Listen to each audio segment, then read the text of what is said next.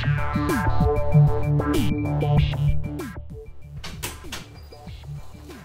everyone, it's Jeff Stepien once again, and welcome to the studio. Now what we're going to do right now is we are going to look at the reverb effect. Now reverb is something you could either apply to an individual track, a specific number of tracks, or your whole entire mix. And it really creates the feel of being in an open space, of actually being in a certain type of acoustic environment. And there's many different things you could do with reverb as well. Obviously everything that I discuss, you know, there's so many different avenues and directions that you could go in with these effects. But what we are going to do is we're going to look at the reverb effect applied to the acoustic guitar track of our recordings, and also to some of the vocal recordings that we've made. So let's get to work. So now we're going to talk about the reverb effect. Now basically, since my system does not offer a lot of processing power and whatnot, the most effective way to use reverb, and this is probably true even if I did have a lot of processing power, would be to create a separate audio track that can play nothing but the reverb effect, and all tracks that are sent through the reverb effect are played with the effect on this individual track. Now I already created that track. That track is going to be this track right here, Auxiliary 1. Now basically everything that comes through to be played on this track is coming through bus 1. Okay, now I chose the silver reverb effect, and as you can see, it is applied to this Auxiliary 1 track. Now I also have effects applied to the vocal tracks, which we are going to work with, but what we are going to start with is the acoustic guitar track. As we go up this list, we see for bus 1 it already has an auxiliary channel selected for it, so we're going to click on that. Now what I'm going to do here is change the actual signal that is going to be sent to the track. Now basically we have our options, either post pan, which means we send the sound after we adjust the fader and the pan of the track, or post track, which means, you know, we just basically send it after the volume is adjusted for the track. Now I'm going to select pre. Now the reason I select pre is because I want to send the sound that was recorded. Now that means I could basically turn this down to 0 or keep it on mute, which it is now, and that means the sound with the reverb effect applied to it will play on the auxiliary track. Now I'm going to demonstrate that by adjusting the send level. Press play. Now watch as I adjust the send level, the type of sound that comes out.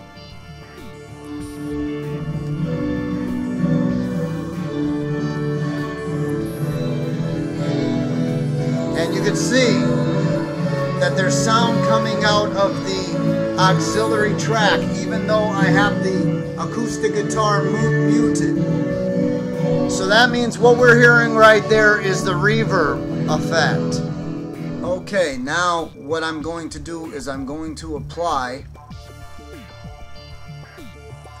some of the backing vocal to the reverb track. Okay, once again, we'd send it to bus 1, auxiliary 1.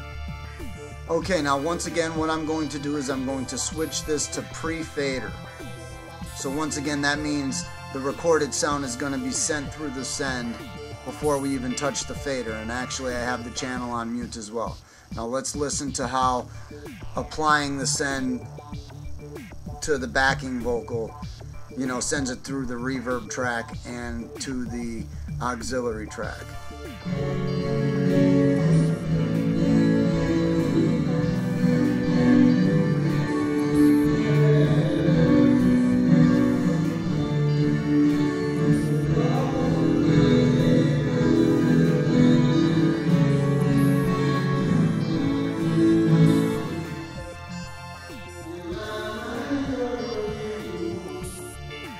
Okay, so we can hear that as well on the reverb track.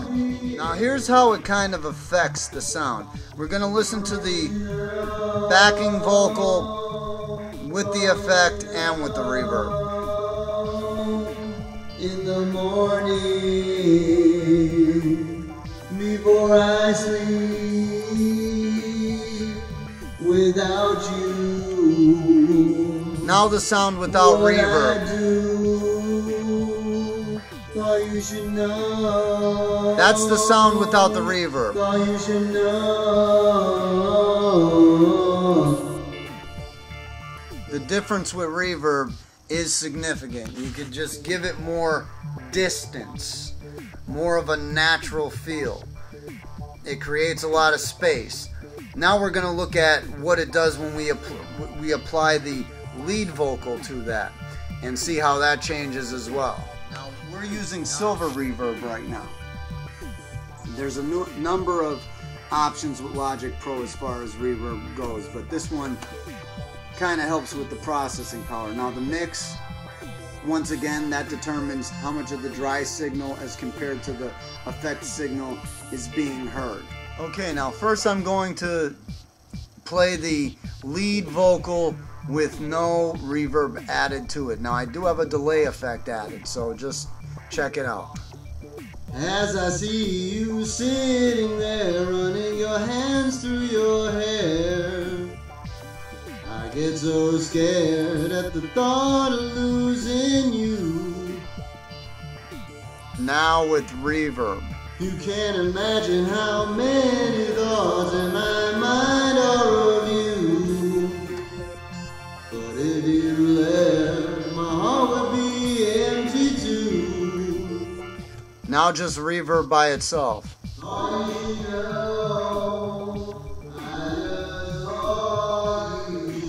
Now listen to what happens when I turn the mix amount down. You're my side before I sleep. You have the dry effect. Can't imagine life without you. So there are definitely a lot of options when it comes to the reverb effect. Options as far as how you want to route the signal from tracks to the effect, to the auxiliary channel that you're playing the effect through and whatnot. You can also apply a reverb effect directly into a track, you know, as an insert effect, just as we did the tape delay or the chorus. But usually what you would want to do is create an auxiliary track just so you're only using the reverb effect on one track, on one specific track, and all tracks that you want to apply reverb to are routed to that track. So once again, the number of options that you have as far as working with this particular effect are basically limitless. And I mean, there's so many different sounds you can create.